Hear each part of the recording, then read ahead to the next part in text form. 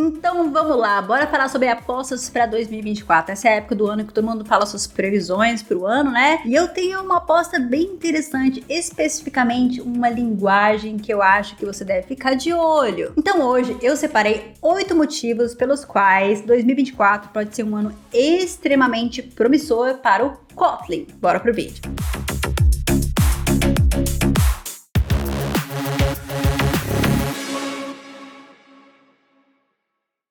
Fala pessoal, bora para mais um vídeo. Eu sou Carol Tequita e você está aqui no A Tequita Dev. Se você já é raiz, já começou o vídeo, você deu o seu like e o seu comentário para dar aquela engajada. Aliás, já comenta aqui com qual linguagem você trabalha e com qual linguagem você acha que vai hypar aí em 2024. Tá, na verdade hypar é um termo meio pejorativo. Qual linguagem você aposta em 2024? Não deixe de deixar o seu comentário aqui também. O primeiro motivo que eu quero falar sobre Kotlin é porque é uma linguagem oficialmente suportada pela Google, né? É a linguagem oficial para desenvolvimento de aplicativos Android, que nos últimos anos tomou o lugar do Java nesse nicho específico. Então hoje, se você vai desenvolver um aplicativo, é padrão você desenvolver um aplicativo Android em Kotlin. Mas quando eu tô falando de Kotlin, eu não tô falando só de desenvolvimento mobile, e é isso que eu quero que vocês entendam, né? Nem todo mundo tem a visão de que essa linguagem é extremamente versátil, principalmente por conta das suas características que a gente vai entender um pouquinho mais nesse vídeo. E o segundo motivo pelo qual eu aposto do Kotlin é justamente uma das suas características, que é a sua compatibilidade com Java. Java é uma linguagem extremamente popular aí no mercado. Você vai encontrar muitos, mas muitos projetos feitos em Java, ou seja, uma demanda muito grande no mercado de tecnologia. E uma coisa bem interessante ali da linguagem é que Java tem muito hate na comunidade, né? Eu até gravei um vídeo sobre isso. Então você tem ali uma demanda muito grande por profissionais e nem tantos profissionais interessados em aprender a linguagem, o que torna ela uma linguagem muito interessante para quem está começando. Essa questão da compatibilidade quer dizer basicamente que você consegue migrar facilmente um código em Java para Kotlin, ou seja, quem trabalha com Kotlin consegue explorar um grande mercado que Java domina, e esse é um movimento interessante das empresas, né? Na última empresa que eu trabalhei, a gente tinha serviços em Kotlin. Hoje, no projeto que eu trabalho, a gente utiliza Kotlin não só no back-end,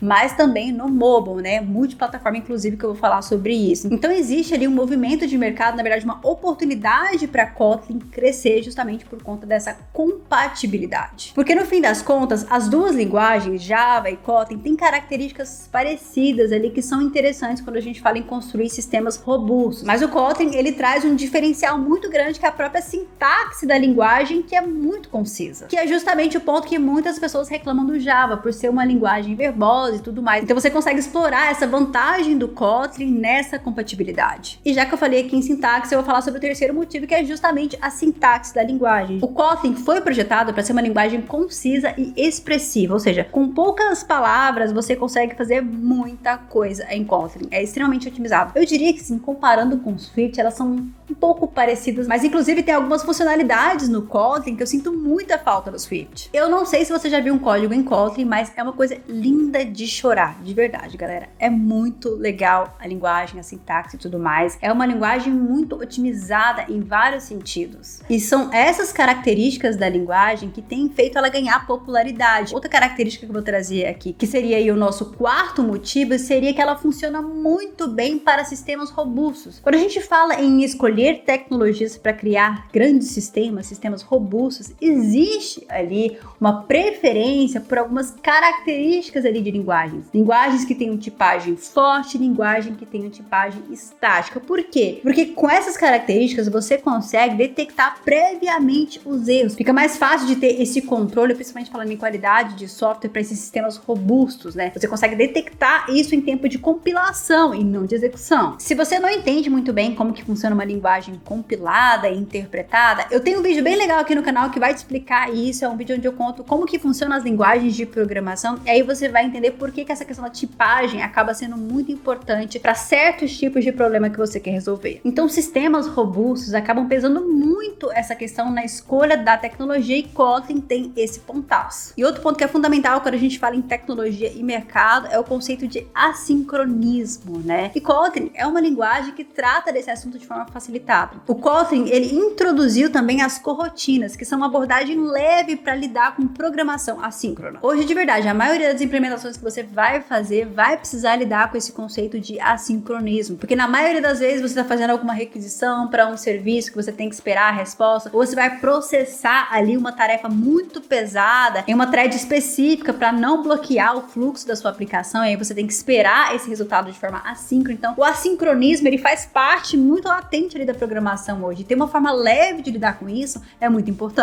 Kotlin também, é claro, é uma linguagem orientada a objetos, assim como várias outras linguagens orientadas a objetos, mas um ponto bem interessante é que ela também suporta a programação funcional. Quando a gente fala de paradigmas da programação, a programação orientada a objeto e a programação funcional são extremamente importantes. Então você consegue trabalhar com programação funcional com o Kotlin. Inclusive, falando nisso, o próprio Compose, o Jetpack Compose, né, é um framework que utiliza esse paradigma da programação funcional para que você escreva essa interface de forma declarativa. Esse conceito de programação funcional é bem legal porque ele ajuda na legibilidade e também na reutilização de código, né, e te permite escrever código conciso e declarativo. O Compose, né, o Jetpack Compose é um framework que foi desenvolvido pela JetBrains. Mas tem duas coisas diferentes que a gente tem que entender ali. O Compose, né, que é utilizado ali para desenvolvimento de interfaces no Android, e uma expansão desse Compose, que é o Compose multiplataforma, que também é um dos motivos ali, uma das minhas apostas para 2024. Então, assim, na minha visão, o Compose multiplataforma pode expandir a utilização da linguagem ali no mercado, com certeza. Ó, você tá gostando desse conteúdo? Tá achando essas informações úteis? Às vezes a gente gosta do conteúdo e não interage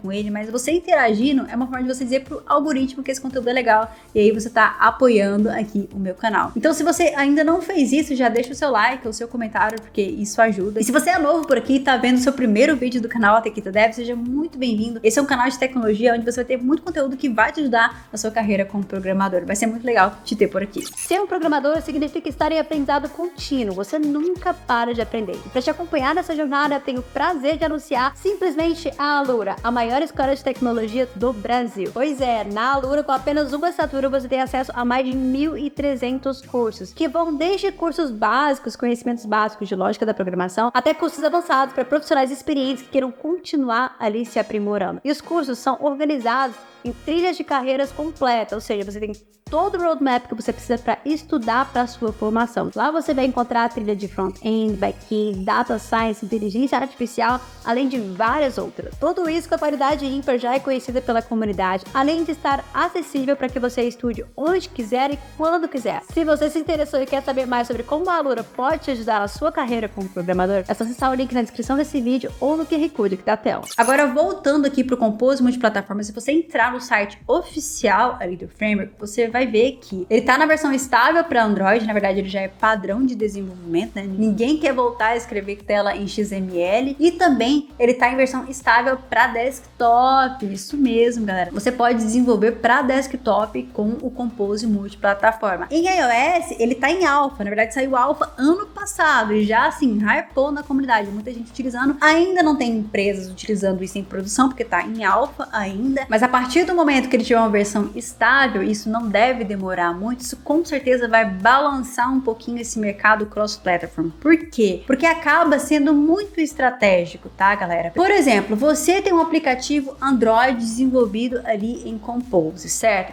E você quer criar uma versão iOS, né? Com o Compose multiplataforma, você consegue aproveitar boa parte do que você já fez ali. É claro, você ainda vai ter que configurar seu projeto para suportar, tem essa questão de compatibilidade de libs e tudo mais, mas já é uma mão na roda pensando em outros cenários. Se antes você tivesse um aplicativo Android nativo e quisesse mudar seu projeto para uma tecnologia cross-platform, você teria que reescrever o seu projeto ou em Flutter ou em React Native. E é por isso que eu acho que essa tecnologia é extremamente estratégica, tanto a nível de negócio quanto a nível do desenvolvedor, que vai ter um conhecimento ali que pode ser utilizado em várias plataformas. Eu falei iOS, Android, desktop, mas também tem a versão web, que ainda tá, na verdade, em estágio experimental. Mas olha só o quanto isso pode ser promissor. E mesmo que você fale assim, ah, Carol, mas isso não vai dar certo. Ah, não vai dar certo, o Compose não vai dar certo lá na frente. Beleza, mesmo que não dê certo o Compose multiplataforma, o Compose já é uma realidade, né? Na verdade, ele é padrão Android, assim como eu falei. Você vai desenvolver hoje um aplicativo Android, você vai desenvolver ele utilizando o Compose para poder criar suas interfaces. Então, mesmo que dê errado o Compose multiplataforma, não é um conhecimento perdido, porque ainda assim você vai utilizar para o desenvolvimento Android. É uma coisa para ficar de olho, tá, galera? Já que eu tô falando de Compose multiplataforma, que ainda tá em alpha no iOS, eu preciso falar também de Kotlin multiplataforma, porque são coisas diferentes e tem muita confusão a respeito disso. Inclusive, eu falo sobre isso num vídeo muito legal aqui do canal, que é um React, onde eu falo sobre o fim do Flutter, e eu explico a diferença do Compose multiplataforma, do Kotlin multiplataforma, né? Eu te mostro lá a estrutura do projeto certinho para que você entenda aonde essas tecnologias podem ser aplicadas, né, e como elas são aplicadas, mas o Kotlin multiplataforma é uma extensão da linguagem Kotlin trazendo esse suporte multiplataforma. Então, no Kotlin multiplataforma, você consegue compartilhar as regras de negócio. Não é para criação de interface, não é um framework de criação de interface. Com Kotlin multiplataforma, você consegue escrever um código e compartilhar regras de negócio entre várias plataformas. E por que eu estou explicando isso? Porque o Kotlin multiplataforma, ele já está em versão estável, ele já está sendo utilizado em produção em diversos aplicativos aí no mercado. Se você for entrar no site oficial do KMP, você vai olhar lá que tem McDonald's, tem Netflix, tem outras empresas grandes como Philips, por exemplo, além de muitas outras que não estão listadas ali, como por exemplo o projeto que eu trabalho hoje utiliza Kotlin multiplataforma. E estou sabendo que não é só na gringa, tá, galera? Tem empresas brasileiras que já estão utilizando o KMP aí em projetos, né, ou estudando a utilização dessa tecnologia aí para o futuro. Então a questão que eu quero trazer para vocês aqui é justamente a perspectiva, a aposta para o futuro. É claro que você está começando hoje, se você não trabalha no mercado de tecnologia, você está fazendo transição de carreira, sei lá, você está estudando para entrar no mercado, Kotlin não é uma linguagem para iniciantes. Por quê? Se você for procurar vagas ali para Kotlin, você de fato não vai encontrar muitas oportunidades, a não ser que você queira trabalhar com desenvolvimento Android. Aí já é outra questão. Se você quer trabalhar com Android, é Kotlin sem dúvidas, aí tem muito mercado. Mas quando a gente fala de back-end, por exemplo, e outros mercados ali, não tem demanda de Kotlin ainda. Mas a perspectiva, de acordo com tudo que eu mostrei aqui para vocês,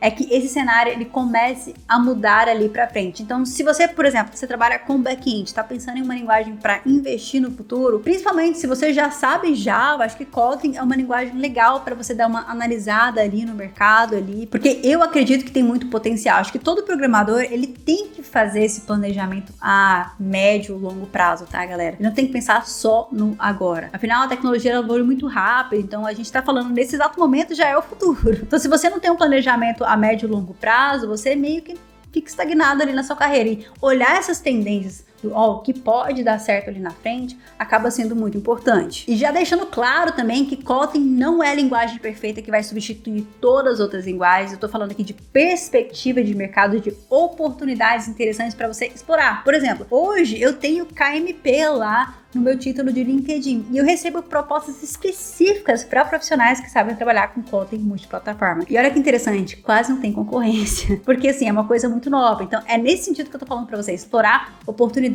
ali pensando no futuro, médio e longo prazo. Mas agora eu quero saber de você, você já fez um planejamento médio e longo prazo da sua carreira? Com qual tecnologia você quer aprender no futuro? Qual tecnologia ali você está estudando nesse momento? Não deixe de comentar pro seu comentário, é muito importante para mim, assim como é de costume, vou ler um comentário de outro vídeo aqui do canal. Eu acho legal porque tem alguns vídeos no canal que começam falando assim, deixa aquele comentário, e teve uma pessoa que deixou especificamente aquele comentário. Ele escreveu, entre aspas, aquele comentário. Mas agora eu vou ler um comentário aqui para responder para vocês. O comentário que eu vou responder hoje é do Henrique. Estou com uma entrevista técnica para fazer e o tema será lógica de programação, onde basicamente preciso resolver problemas que me derem na hora relacionados à lógica. É para um estágio, porém eu estou bem nervoso. Alguém conhece sites bons que tenham exercícios de lógica em Java? Olha, eu vou dizer para você que para mim esse tipo de entrevista técnica para estágio é uma coisa bem nova, viu? Eu costumo ver esse tipo de entrevista ali mais para pleno e sênior, mas eu vou te dar uma dica bem legal para você explorar essa parte da lógica desse tipo de exercício ali, que é a plataforma do LeetCode. Eu tenho um vídeo dedicado para isso, mostrando para você como que você consegue estudar através da plataforma, como montar um plano de estudos, né? Então já vai a dica que esse conteúdo com certeza pode te ajudar. Muito obrigada pelo seu comentário, Henrique, toda a sorte do mundo que você passe nesse processo aí e consiga a sua primeira vaga. Antes de eu me despedir pro próximo conteúdo aqui, eu vou indicar outros dois conteúdos para você maratonar os conteúdos aqui do canal. Um conteúdo vai ser justamente esse vídeo que eu falei aqui pro Henrique sobre LeetCode, onde eu te mostro como estudar de fato esse tipo de exercício de lógica ali nessa plataforma. O outro conteúdo vai ser uma recomendação do YouTube. Agora eu vou dar uma olhada nas comunidades, né? É muito legal ver as tendências das comunidades. Agora não deixe de se inscrever porque tem muito conteúdo legal aqui pra você.